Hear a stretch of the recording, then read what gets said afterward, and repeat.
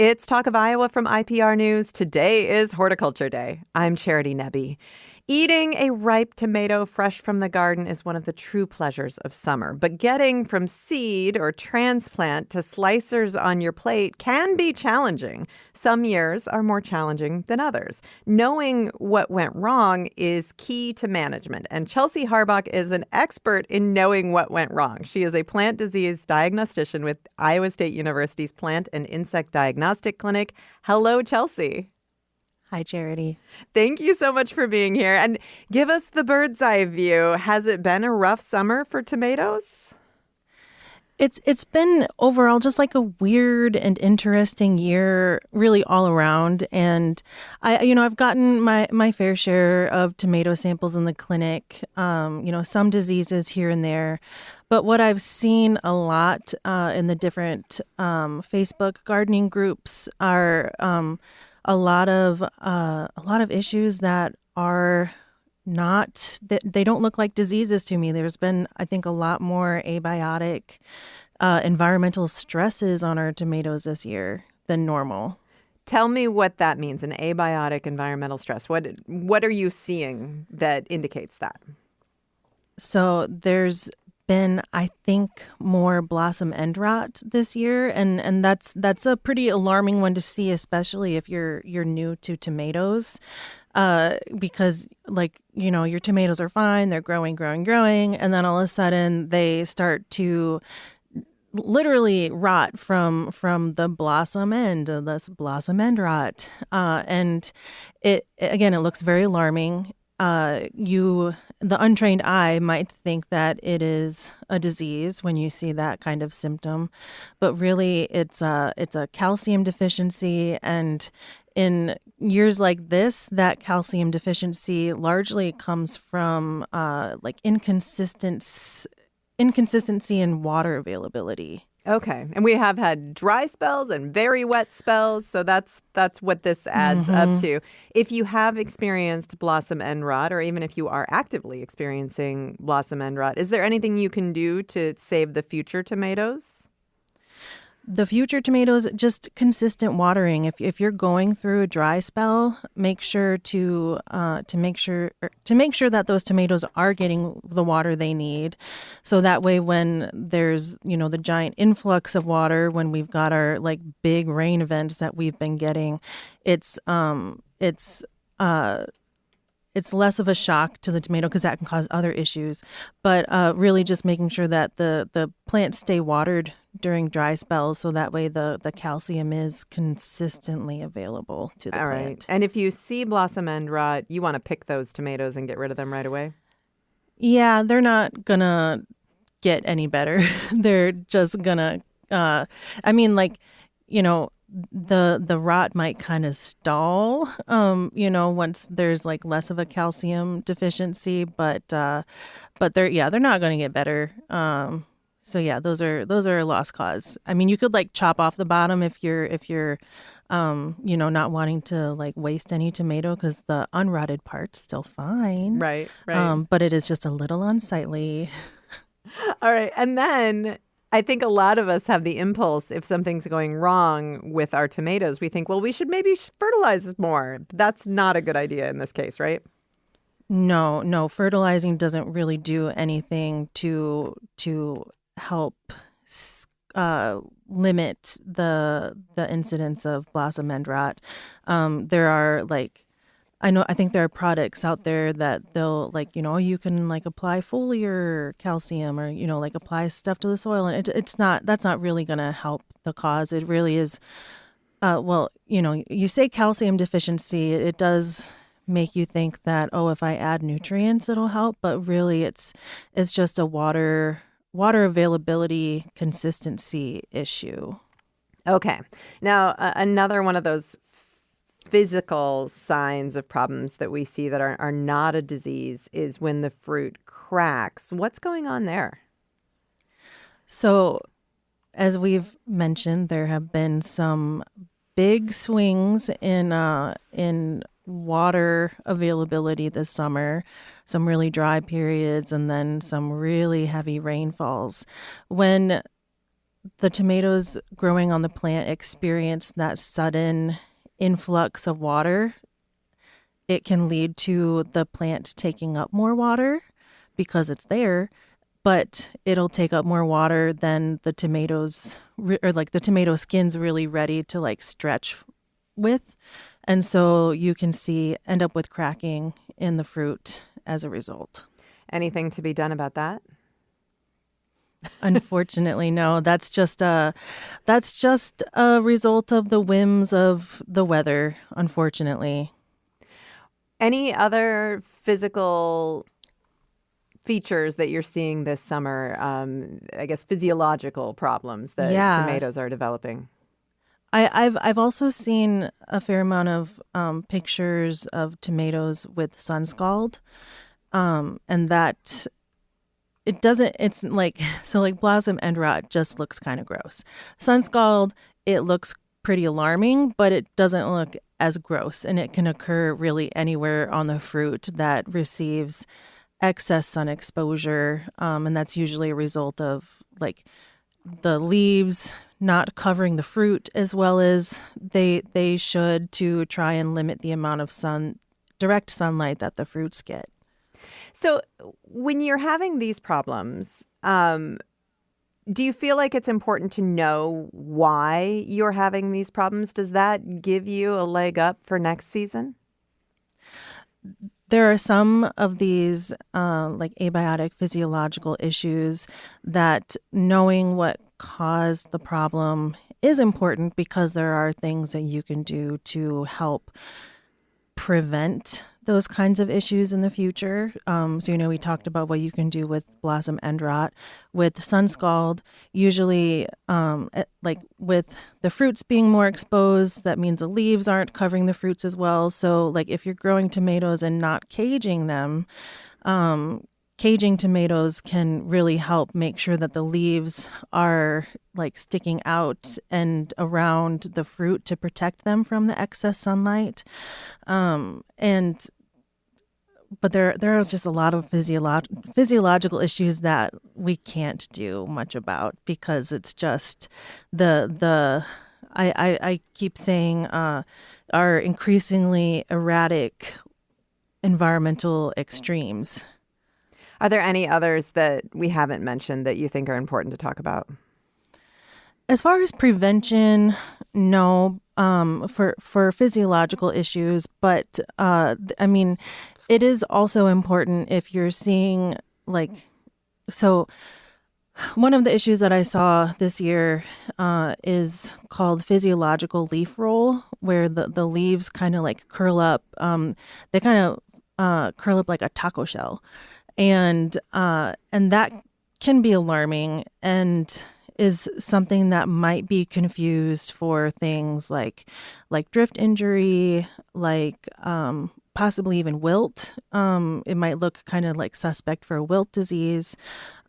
So being aware of what is and isn't a really detrimental problem to your tomato is important, because physiological leaf roll is just a response to heat stress.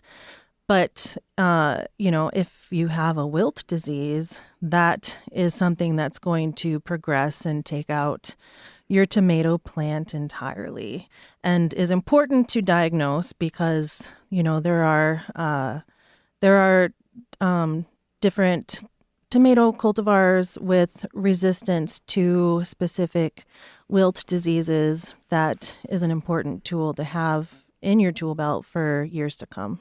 So I can imagine many of these physiological problems, people assume that they're diseases. And you and I normally talk about diseases. That is your main job.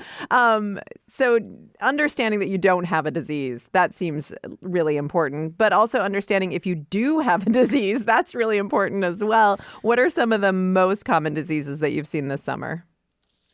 This summer, with the amount of wetness we've had, there have been more bacterial diseases. So I've seen on tomatoes bacterial canker, bacterial spot, bacterial speck. And I have also, I think, as a result of the wide swings in in water availability has increased, in some cases, the amount of wilt diseases that I'm seeing, which are, soil-borne pathogens. And so, I think those might be more problematic in these kind of big fluctuation years, because during periods of dry weather, the roots are going to be growing more, looking for more water. And the more roots grow, the more opportunity the roots have to come into contact with any of those soil-borne fungal pathogens. And then, they can get infected. And then during wet periods, the plants might look okay, but the dry periods of when we really see those wilts prevalent. And the wilt diseases are also very interesting because for both Fusarium wilt and Verticillium wilt, the plants they will be in further advanced stages of the disease. The plants will wilt during the day and look really sad. But then they will recover seemingly at night and overnight and look fine in the morning. And they might do that for a little bit before they eventually succumb to the disease. But it's a really interesting thing that's seen with those vascular wilt diseases. And with tomato diseases, you and I have talked about this many times. We have about 30 seconds. The best defense is a good offense, right, Chelsea? Yeah, be preventative. Using resistant cultivars is the best. All right, and rotate those crops in your garden. Rotate and sanitation. Pick up the dead plants at the end of the year. All right, there's work you can do in just a couple of months or a couple of weeks, really, to get ready for next year's tomato season. Chelsea Harbach, plant disease diagnostician with the Iowa State University Plant and Insect Diagnostic Clinic. For more gardening information and tips, please subscribe to our Garden Variety newsletter. Find out more at iowapublicradio.org/garden. I'm Charity Nebbe.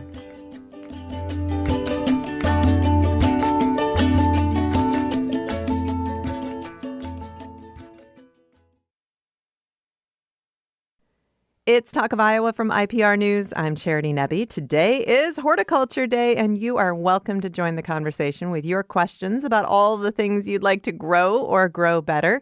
Give us a call at 866-780-9100. You can send email to talkofiowa@iowapublicradio.org. Chelsea Harbach is here, plant disease diagnostician with the Iowa State University Plant and Insect Diagnostic Clinic. And Aaron Steil is here, Iowa State University Extension horticulture specialist. Hello, Aaron. Good morning. And let's dive right into questions. Again, 866-780-9100 is the number to call. We've got an email from Jimmy. He says, I have what I think is a jewel weed infestation this year for the first time. They have smothered an ignored hydrangea behind the garage and a larger wild raspberry patch. Is this related to the weather? You know, jewel weed does like wet conditions. Often when we find it, it's in ditches that are kind of regularly wet. It's kind of a fun plant, actually. It has exploding seed pods, which is really fun. I think Jimmy would disagree with you on the fun, but okay, go on. It's fun with your kids when it's not in your garden. When you're out next to the roadside and you touch these little pods and they just burst open. That's fun. Okay. But yeah, if it is wetter, it would favor the development of this weed. And thankfully, they're very shallow rooted. They tend to be quite large plants. So usually, there's only actually a handful of plants in a space that looks like quite a bit of foliage. And so hand pulling is probably the best. Trying to get it before all those seed pods start to set, because if you hand pull, all of them are going to burst open as you Right, I was just going to say, you want to definitely get them out of there before the seed pods are set, right? Yes. If you can. Yes. And if it is an area that you're not sowing seed in, this would be a good example of something where a pre-emergent herbicide in the spring might be helpful. It's not going to be perfect because they don't all germinate at the exact same time. Like crabgrass tends to all germinate at the exact same time. So pre-emergent herbicide works really well.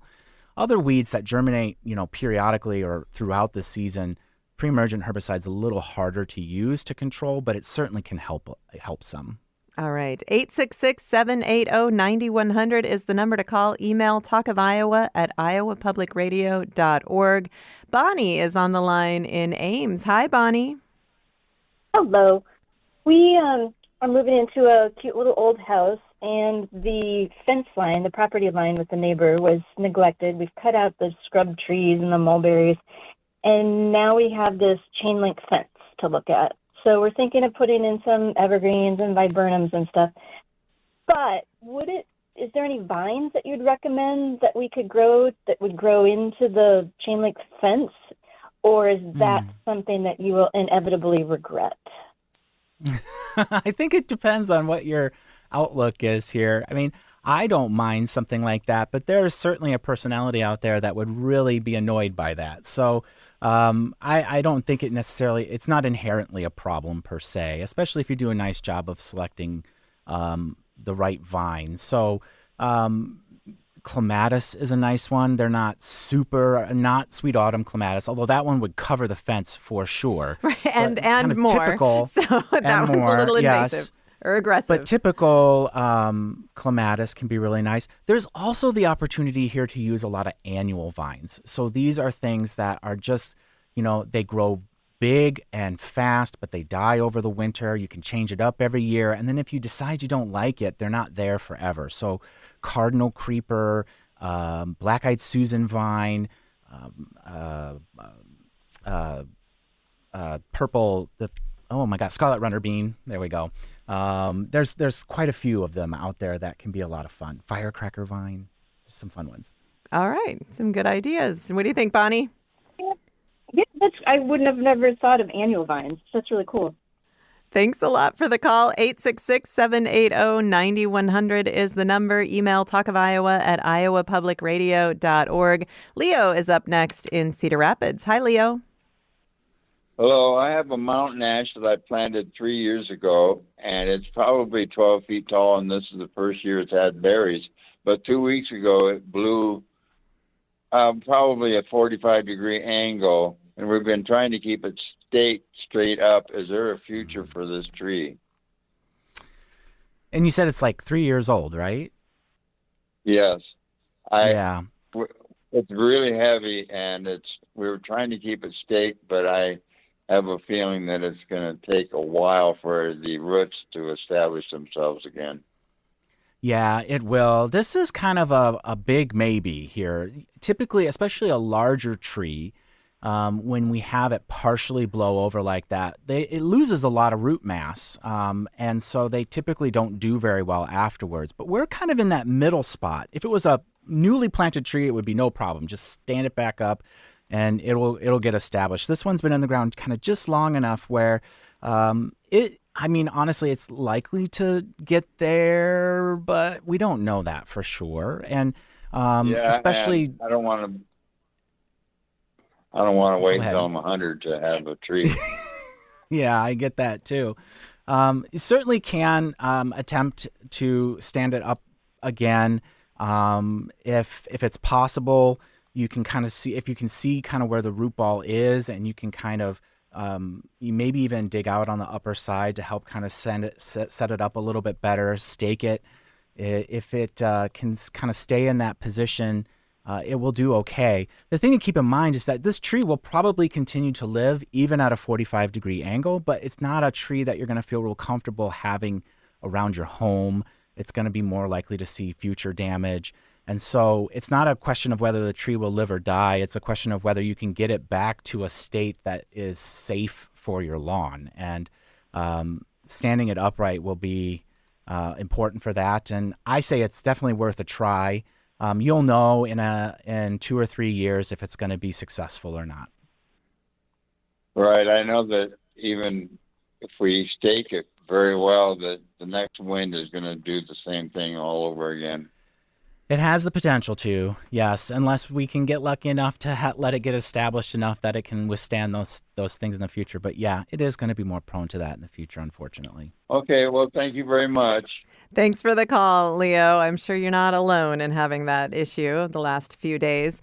866-780-9100 is the number to call. Email talkofiowa@iowapublicradio.org. Catherine says, well, she wants to know what you think about elevated cedar planters, the pros and cons, and whether or not they would be stable in a windy spot.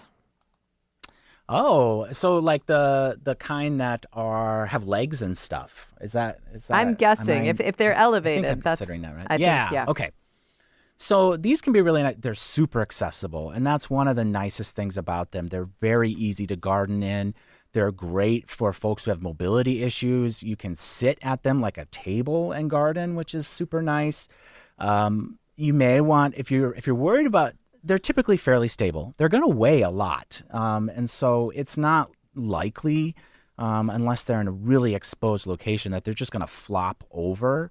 If you are concerned about that, though, you can anchor it to the ground. They make like kind of the same idea that you with a play swing set or something. You know, you can screw in an anchor and attach one or two of the legs to those anchors, and that would certainly give it the stability that you wouldn't have to worry about. But they're usually heavy enough that we don't see that a lot. The big thing to keep in mind, though, is that these planters are going to be for annual crops only. You're not going to be able to grow perennials in this. The soil mass gets too cold over the winter because it's not in contact with the earth. And so this will be for vegetables, this will be for annual flowers, those kinds of things. 866-780-9100 is the number to call. Email talkofiowa@iowapublicradio.org. Let's go back to the phones. Jim is on the line in Hudson. Hi, Jim. Hello. What's your question? My problem is I have some beautiful green, lime green or limelight hydrangeas, and they were marvelous this year. They really put on the big blooms, big showy flowers. Anyway, the heavy rain and the wind put them down on the ground. And how can I best fix them up so next year they'll be bigger and brighter and blooming like they were? Yeah, so this is a challenge with a lot of hydrangeas, the big heavy blossoms, especially when they get wet. Limelight is an older cultivar of panicle hydrangea. There are newer ones that do better with this. Now, obviously, I'm not saying you have to replace your hydrangea, but if you ever decide to grow more of these, newer cultivars definitely have stronger stems that allow these flowers to stay upright better. We can kind of address this in two ways, depending on the size of the plant. Pruning will help some good kind of structural pruning to give it more kind of stability and hopefully get some stronger stems can be helpful. Pruning will also delay the flowering by a few weeks, so you have to keep that in mind. You can also do some staking. So whether you have a ring around it, again, sometimes limelight can get quite large, and so it may not be practical to do some of these things. But a ring, a bamboo stake, those kinds of things. If it's really heavy with blossoms, you can always thin out some of the blossoms. That would help a little bit too. And they dry really nicely, so you don't necessarily have to put them to waste. You can use them in a different way, indoors or something like that. But it is a challenge for hydrangea, and there's not a universal solution here, but certainly staking and some good pruning can help in future years.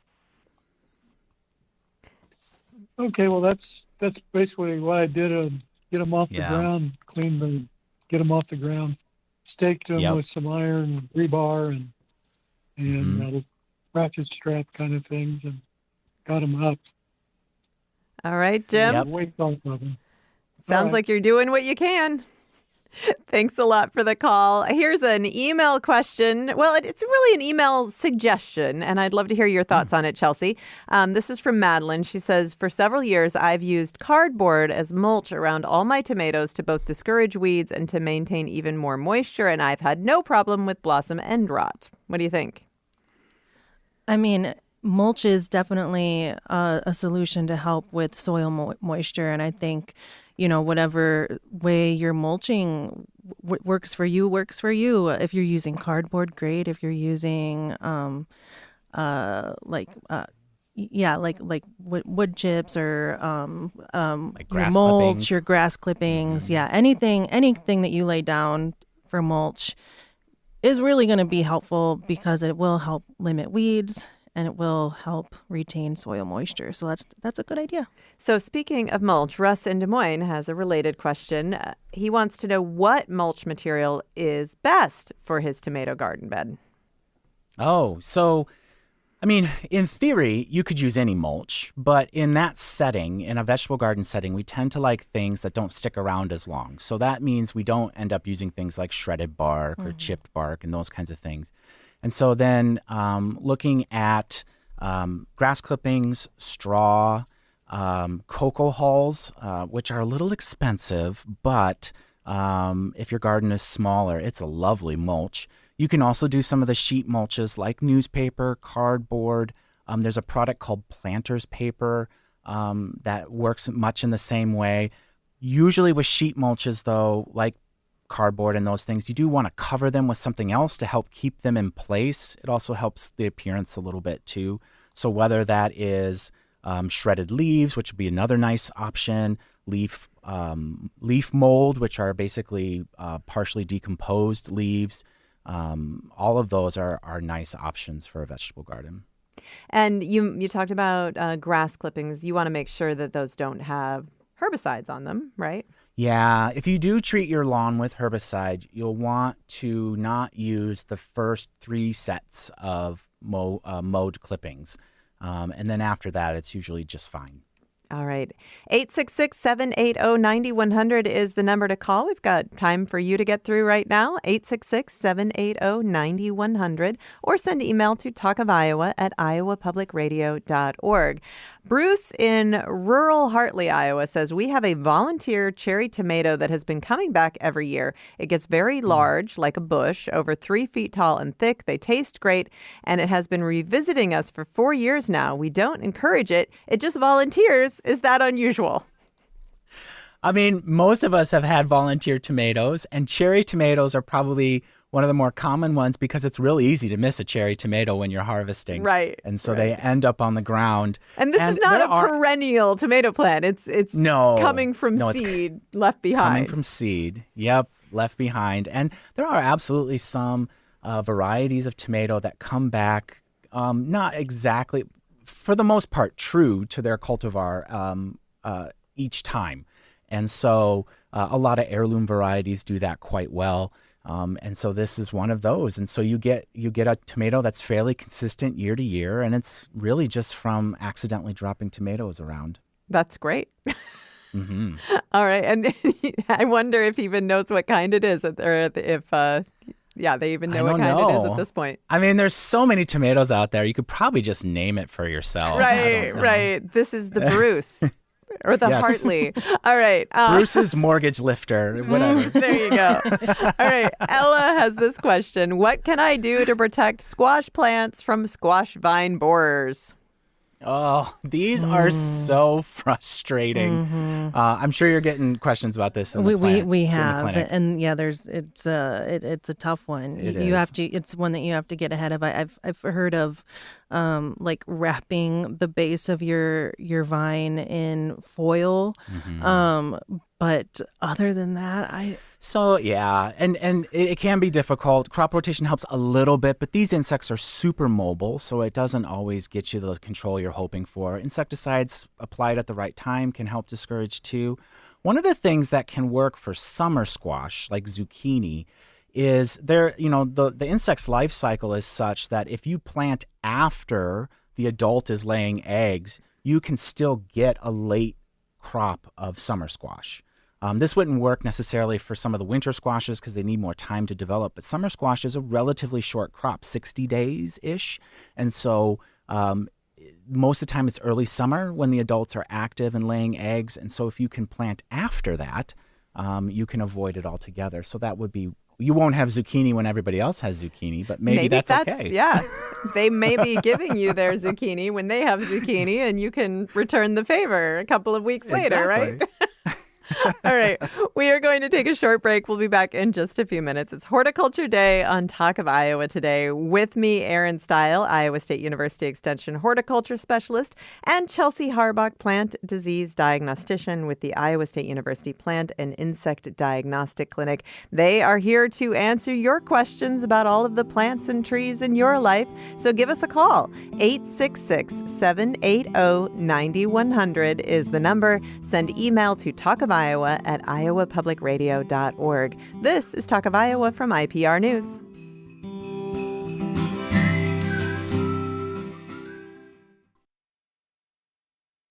It's Talk of Iowa from IPR News. I'm Charity Nebbe. Today is Horticulture Day, and you are welcome to join the conversation with your questions. Give us a call, 866-780-9100. Send email to talkofiowa@iowapublicradio.org. With me today, Chelsea Harbach, plant disease diagnostician with the Iowa State University Plant and Insect Diagnostic Clinic, and Aaron Steil, Iowa State University Extension horticulture specialist. And we have a message here from Lori and Stewart in Cedar Rapids. They say, we planted a decently sized ball and burlap autumn blaze maple tree in the fall of 2022. The tree is now at least 20 feet tall and 5 inches in diameter. In September last year, so before we had the chance to get the tree guards back up, a buck rubbed his antlers on our tree and did significant bark damage. The damage reached all the way through the bark to the interior layer. The tree leafed out and grew well this year, but we're worried about its future. There's a large wound in the tree. Will the tree recover, or is it doomed to eventually die? Now, it is doomed to eventually die, as are we all. But I think that they're worried that it'll be sooner rather than later. What do you think? Well, so rutting deer cause a tremendous amount of damage to young trees like this. And as long as it is not all the way around, the tree will likely stay alive. The challenge is, and eventually the tree will seal over this damage. It may take quite a while, but it will happen eventually. The hope is that nothing starts to decay before that process is finished. So, and when you have large wounds, it's much more likely for decay to start before that sealing over is finished. So there's nothing to do but wait and see. It sounds like, just based on how they talked about this, that it isn't all sides of the tree. And that is good. Not only is it less damage, but it also doesn't girdle the tree, which would almost certainly shorten the life, if not kill it right away. And so really just keep providing it good care, protect it from future damage. I have had trees that had light damage from deer like this, and I was like, oh, I think it's going to survive. And then next year they hit it again, and that's the worst. So and then get those tree guards up. Yeah, typically I always think it's earlier than I expect it, but honestly, early August is a good time to put protection for rutting deer if that is something that you struggle with in your area. It can be kind of a firm plastic guard. It can also be 3 stakes that are no more than 18 inches apart, placed around the tree, because then the antlers can't really get into the tree. And if it's hard, they're just going to find something else. So that's another tactic that you might be able to use. With a young tree, I have to say that if you're bothering to put the stakes in, you should probably put some fencing around it too, because of eating of bark later in the winter. Yes. And I'm always surprised at 5 inches is a good sized tree. I always think of trees being a little bit smaller. They like it when they're flexible. But I've had a tree at least that large get damaged by deer rutting, and it's super frustrating. Yeah. Hopefully the tree will eventually seal it over. Hopefully there's no decay that develops when that happens. When they're young, they grow fairly fast. So just keep providing good care and hope for the best. Yeah, and there's really nothing to do to prevent the decay. You have to just let the tree do its thing. You're not going to be applying any fungicides or anything. Mm-hmm. Just do for the tree, try to limit the amount of stress that the tree has otherwise, to help make sure the tree is as resilient as possible to any potential opportunistic fungi. All right, let's go to the phones. Ron is on the line in Iowa City. Hi, Ron. Hello.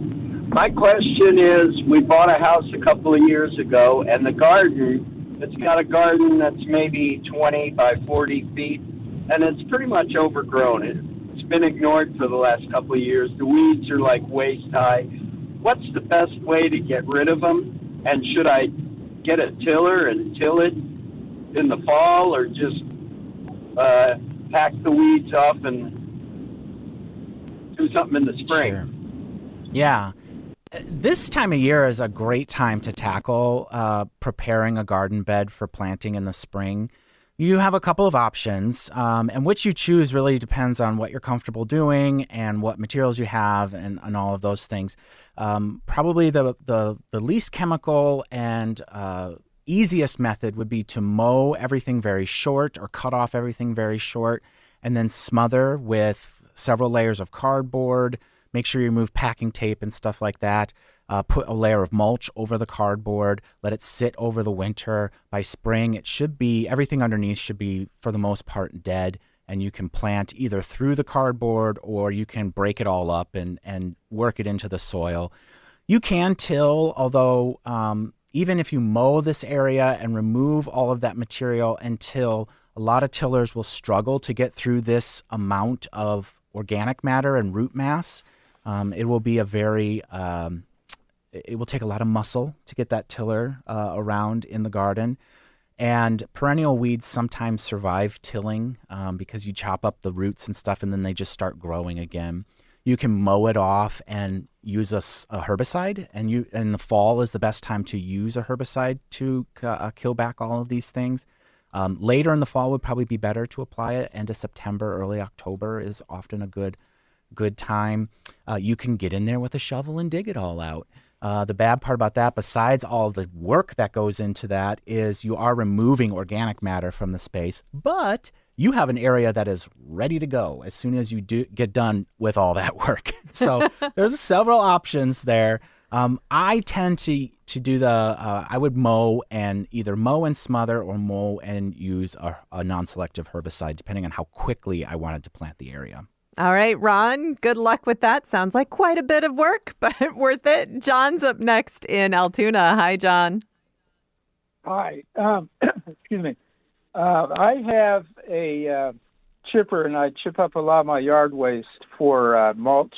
This year I have taken out several juniper bushes, huge juniper bushes, and I wonder if using that juniper for chipping into mulch, if that mulch would have an adverse effect on things that I put it on.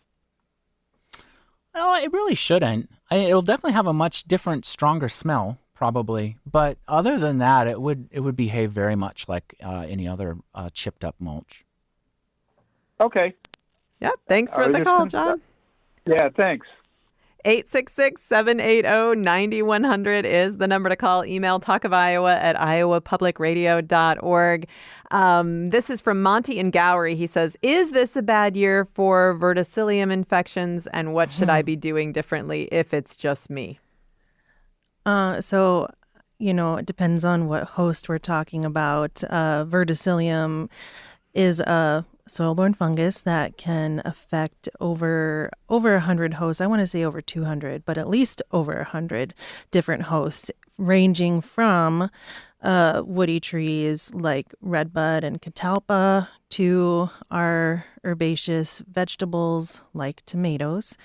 I have had a number of tomatoes, maybe like 2 or 3 tomatoes that have come into the clinic with verticillium-like symptoms. I've recovered it from one tomato. I will say it's been, I think, kind of a bad year for, at least suspect verticillium on catalpa. And I've also gotten a lot, kind of related. It's been a bad year for Dutch elm disease. All right. Then the second question that Monty has is, my young fruit tree's lower bark is splitting mainly on the south and west sides. It appears to be only the outer layer. I've seen trees in other orchards with white paint on the trunks. Should I be doing that? That can help some. Some of the research that's been coming out actually points to the idea that good watering practices when the tree is young in the fall can go a really long way to help with some of this sun scald or splitting on over the winter. And so making sure that you're watering well if needed. Was it last September or the one before? It was one of the driest Septembers we've ever had. And that was really rough on trees over the winter, especially those 1, 2, and 3-year-old trees that may not be quite as established. You can paint them white. There is kind of a tradition of doing that. Sometimes it helps with lowering the temperature of the bark and reflecting light. Sometimes it helps with spotting pests because they're easier to see on that white paint. You can also just use a tree guard and wrap it around the base, wrap it around the trunk in the fall and remove it in the spring. All right, let's go back to the phones. Verlin is on the line in Des Moines. Hi, Verlin. Good morning. I have a couple of questions on that hydrangea that you were talking about earlier. I usually cut mine back in the fall, maybe 6 to 12 inches. Should I be cutting them closer to the ground or leaving them longer? Sure. And this is a panicle hydrangea or like an Annabelle hydrangea? I'm sorry. I know nothing about them. They're just whatever my wife planted, that's what they are. Sure. No, I get that. They have a white flower, if that helps any. Is it more dome-shaped or is it more cone-shaped? I would say dome. Okay. Yeah, those plants, that you can cut them off. 6 inches is about right. So that's probably a smooth hydrangea or an Annabelle hydrangea, which is the most popular cultivar of smooth hydrangea in gardens. And they typically die to the ground every year anyway. And so cutting them off within a few inches of the ground works really well. And if we have a super mild winter, they might not die all the way back to the ground, but we're expecting them to do that every year anyway. We usually plant them in a place that we know they're going to do that, and so they get that size every year. So it's not a big issue to do that. And 6 inches is about right for how far back you would cut. My second question is, when you told that guy to prune them to make the stalks a little sturdier, are you talking about in the spring or in the summer or somewhere? And so how far to the coast? Sure. So he had a limelight hydrangea, which is a panicle type hydrangea, and they grow a little bit differently than the smooth Annabelle types. So a ring or caging, especially allowing the stems to grow up through it in the spring, works really well for your type of hydrangea. For a panicle type, they tend to be more of a structured shrub, kind of like a burning bush would be, or like a magnolia would be. And so if we do some selective pruning and we get a nice, firm, kind of strong base, we can help kind of get the shrub up off the ground, and therefore they don't droop down onto the ground and things like that. And so they're kind of they have two different growing habits, these two different hydrangeas. So for your type, that isn't going to be as effective as it is for a limelight type hydrangea. Thanks so much for the call, Verlin. Esther's up next in Boynton. Hi, Esther. Hello. Hi. I'm wondering if I can trim my yew shrubs at this time of year. Ooh, it's getting kind of late to prune back a yew. So typically we would want to do this after the first flush of growth, which is usually kind of early to mid-June. And usually we can follow up one more time in mid to late summer.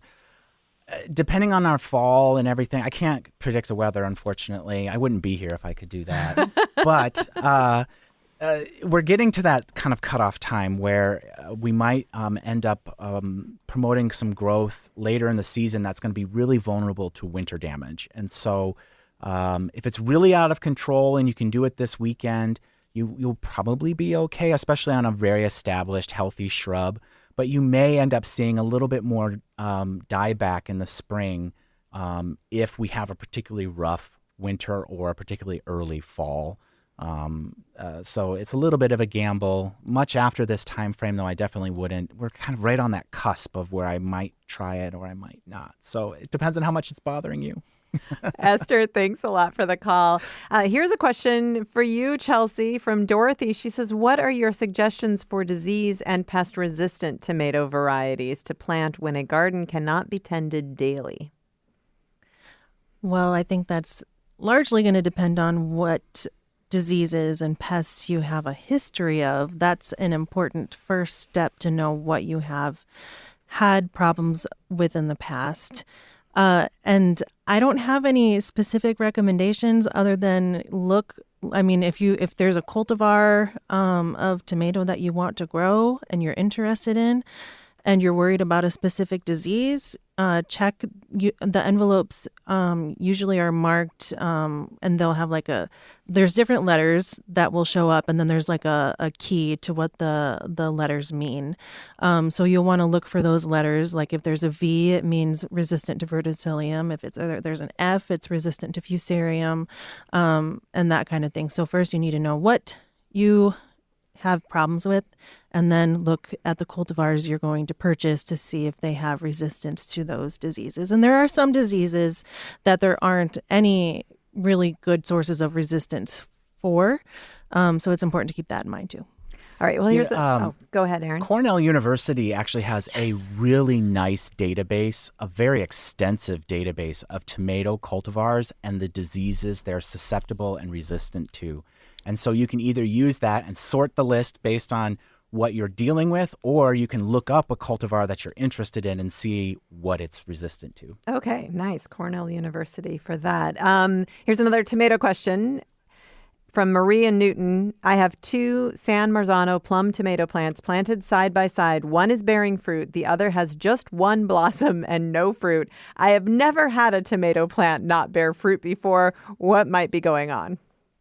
It's been kind of a hard year for fruit production because we saw a lot of blossom drop. That first big flush of flowers on most of our tomatoes came at the same time as 90-plus degree weather for several days in a row. And as much as tomatoes like warm weather, when it gets super hot, the flower production and the fruit production drop way off. And so it may have been a case of, even though these 2 tomatoes are right next to each other, one may have been just at the right spot where that heat wave affected it in a different way than the other one. Temperatures have been okay lately, so it should catch up. But this has been another, we talked about all these physiological things that have happened. We were focused primarily on fruit when we were talking earlier, but there are other things going on too. Blossom flower drop is really common this year because we've had some big heat waves. So just be patient. When it cools off, you'll get flowers and fruit. All right. And final question. Maria also wants to know how many years between planting tomatoes in the same spot? Ideally, our rotation's 3 to 4 years. That's really hard to do in the home garden, but that would be the ideal. All right. We are out of time. Aaron Steil and Chelsea Harbach, thank you both so much. You're welcome. Thank you. Talk of Iowa is a production of IPR News. We had assistance today from Steve Cooper, Nev Kelly, and Caitlin Troutman. I'm Charity Nebbe. Have a great weekend.